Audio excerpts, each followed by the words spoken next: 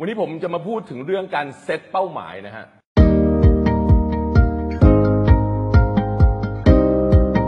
หลายคนนะฮะ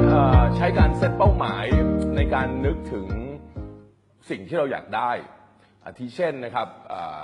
บางคนอยากได้เงินบางคนอยากได้บ้านที่ใหญ่หรือบางคนอยากได้รถในฝันนะครับบางคนก็ใช้วิธีหลักการของกฎแห่งแรงดึงดูดที่เราเรียกว่า law of attraction นะครับหลักการนี้เขาบอกว่าให้ใครก็ตามที่อยากได้อะไรเนี่ยเอารูปนั้นมาแปะบนผนังอยากได้เงินเอารูปกองเงินมาแปะอยากได้รถเอารูปรถอยากได้บ้านในฝันที่เราต้องการจะได้มาตลอดชีวิตเอามาแปะแล้ววันหนึ่งสิ่งนั้นจะได้มาผมก็นึกว่าผมจะเอาบ้างทุกวันเนี่ยผมเวลาขับรถผมขับรถเชฟโรเลตผมก็นึกว่านี่มึงคือฮัมเมอร์ผมล้างหน้าอ่างน้ำธรรมดาก็มองเห็นห้องน้ำตัวเองใหญ่อลังการแล้วมีกระจกบานใหญ่เบิ่มเทิ่มเลยในห้องในบ้านตัวเองเนี่ยก็ทำไปสักพักมันก็ยังไม่เห็นมีอะไรเปลี่ยนแปลงขึ้นหลังจากนั้นผมก็ไปศึกษานะฮะคนเขียนหนังสือ Millionaire's Mind คือมิสเตอร์ทีฮาร์ฟเอเคอร์เนี่ยเขาพูดว่าสิ่งที่เราอยากได้หรือสิ่งที่เราดันเอาไปตั้งเป็นเป้าหมายอ่ะไม่ว่าจะเป็นเงิน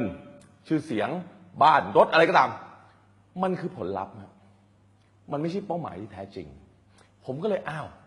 แล้วไงต่ออ่ะหลังจากนั้นเนี่ยผมก็ไปฟังนะฮะนักพูดที่เป็นโค้ชที่เก่งที่สุดในโลกผมถือว่าคืออาจารย์ในดวงใจของผมเลยนั่นคือมิสเตอร์แอนโทนีโรบินส์เขาบอกว่าความสุขของคนเนี่ยมันคือสิ่งที่เรากำลังจะเป็นในคนใหม่ของเรานั่นเองเขาใช้คำว่า who you becomes ผมก็เลยเอาสิ่งเหล่านี้มาตกผลึกนะฮะและคำตอบที่ได้เนี่ยมันน่าสนใจมากเลยอยากจะแชร์ให้ฟังนั่นคือแท้จริงแล้วเป้าหมายที่เราจะตั้งเนี่ยมันไม่ใช่ไปตั้งกับผลลัพธ์ที่เราจะได้ไม่ว่าเราจะได้เงินในบ้านในรถนั่นคือผลลัพธ์แต่สิ่งที่น่าสนใจกว่านั้นคือคนที่เรากำลังจะเป็นที่จะมีผลลัพธ์แบบนั้นในชีวิตเนี่ยเขาเป็นใครเขาต้องคิดยังไงเขาต้องมีความรู้ขนาดไหนเขาต้องใช้เวลาต่อวัน24 ชั่วโมงเท่าคนอื่นเนี่ยต้องทำอะไรบ้างต้องพัฒนาตัวเองส่วนไหนต้องพูดยังไงต้องกินอะไรต้องแต่งตัวยังไงแล้วนั่นคือเป้าหมายที่แท้จริงที่คุณจะต้องไปโฟกัสว่าเราต้องการจะเป็นใครเมื่อเราได้จุดนั้นแล้วผลลัพธ์รอบตัวของเราที่เราอยากได้มันจะมาหมดเลยแต่เทคนิคมันอยู่อย่างนี้ฮะ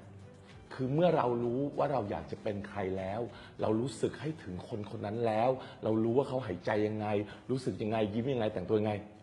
เป็นเขาวันนี้เลยแล้วทุกอย่างที่คุณจะต้องการมันจะเกิดเร็วขึ้นแล้วก็ชัดขึ้นและทุกอย่างในชีวิตของคุณมันจะเกิดการเปลี่ยนแปลงได้อย่างที่คุณไม่เคยรู้สึกมาก่อนเก็ตปะ